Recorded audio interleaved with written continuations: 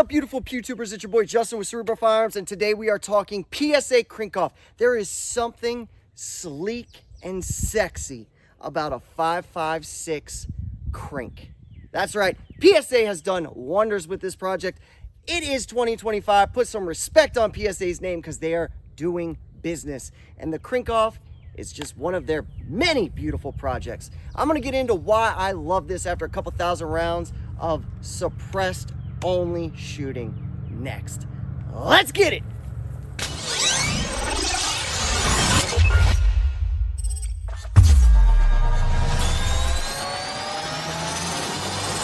All right, we have the Crink in 5.56.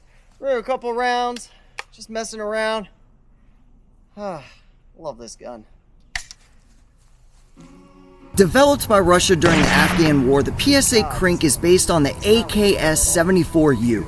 Russia was looking for a shorter version of an AK-74 meant to aid vehicle crews, special operators, in close-quarter battles in urban environments. PSA decided to bring the 5.56 onto the market first, followed by the 300 Blackout, and finished recently with the 5.45. I enjoy 5.56 and the price of the round is easy enough on the wallet that I thought it would be fun to review this new platform. With that said, I did have a lot of questions about the performance of an 8.4-inch barrel. Ready? That's why I stress building or purchasing both a fighting rifle and pistol before you start collecting range or niche guns. Worst case scenario, this will be a range only gun. But the hope was that it could fulfill a multifaceted part. A tool for my family to use, along with a tool to protect my family. I opted for an upgraded model of the platform instead of the traditional wood look. Right out of the box, the gun looks like a hybrid of past and present technology. This Crink comes with a one-piece front sight and gas block with a sling hook in the front, a muzzle booster that acts as a flash hider reminiscent of the AK-74U, beautiful J-mat furniture, a dust cover attached to the front trunnion, a beautiful looking stamped steel receiver with nice looking rivets and marked for both semi and select fire, a Krebs style safety, a perfect ALG trigger, hammer forged bolt and carrier, and unfortunately, a triangle folding brace and a rock and lock mag. Seeing some incredible potential, I immediately took off the muzzle device and installed the Putnik for resilient suppressors and threw an Adoball 1X prism on the forward pick rail. You have the option to do this or use an AK optics mount to bring it back to the rear of the gun for a more normal field of view. With it built out, I was ready to go to work with her. 0.18 was my best split for that last one. Not bad, guys. This Putnik fucking rocks. One of my favorite cans currently, to be honest with you. I absolutely love this can. Whether you're shooting it with 5.56, 308, 300 Blackout, it doesn't matter. It is a very impressive can. You just have to get past the weird looks, and I'm way past it because I like the way it looks. I like the way the smoke comes out the front. There's very, very little flash. I mean, this is a fucking 8.1-inch barrel of 5.56 that it's suppressing currently. That's super impressive that it sounds this good. Shooting the gun started off with a quick hesitation. The first mag produced a failure to eject. After that, not another hiccup to present date. That's over 4,000 rounds with no cleaning or lube, fully suppressed. I've had the same thing happen to 3 other guns I own or have reviewed, but never had another hiccup mechanically until it's time to replace springs. I decided that since it was an AK, I wanted to keep her dry, run her hard, and suppress the system. This setup turned out to be a sweet experience. The gun shoots like a dream, but with one piece missing, a stock. SBRing this is a must so that a stock can help balance the system a little more. Everything that weighs enough to be concerned about is located towards the front, just as all other piston guns.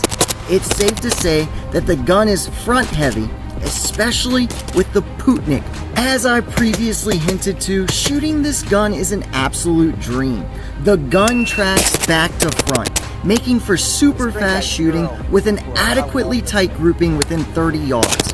From what I've gathered though, this remains only true with a suppressor. Unsuppressed, this gun makes a giant fireball. 1 second you may have a steel plate lined up in your sights, the next an orange fireball obscures your vision. Rinse, wash, and repeat, making for a need to slow down your string to provide accurate shooting.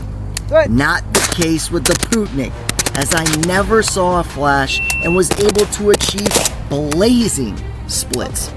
An 8.4-inch barrel will do a number of weird things to a system. I was worried about the accuracy of the system out to 100 yards, but never thought about the other glaring issue. With not enough barrel length to properly burn your powder, you get an excess of very hot gas into your system, heating up your rail super fast.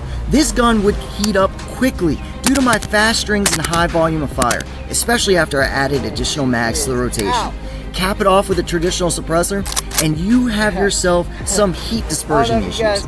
The rail would get near unbearable without gloves after 3 mags, especially when the atmospheric temperature was over 90 degrees.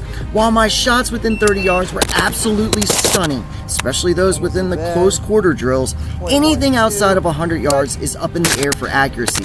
The best I got was a 5-inch grouping with a red dot at 100 yards. Given all these issues, I could see how you would think I disliked the gun, but that couldn't be further from the truth. I absolutely love shooting this gun for every reason other than accuracy, hot gases, and the single mag and brace supplied. This gun shoots fast, she shoots flat, and my God, does she slay targets accurately within 50 yards.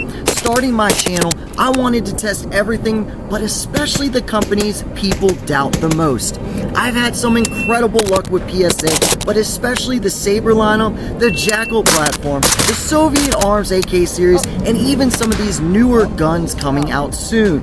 Yes, some of their cheaper platforms like the Dagger series are a little lackluster in my opinion compared to the other options at an equal price point or just a little more, but for some, it's perfect. The AKS-74U Krink in 545x39 is about as effective as a Mark 18. With that said, I would 100% choose the Mark 18 to manipulate only due to how much I love the AR platform.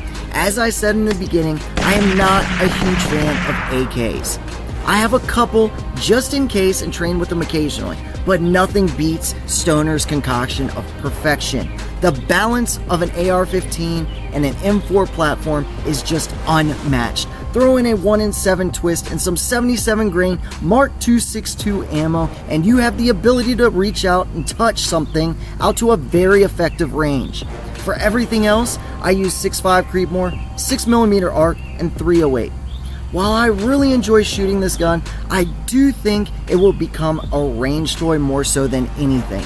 If you enjoy the AK platform and need a bag gun, this would be an amazing pickup for you.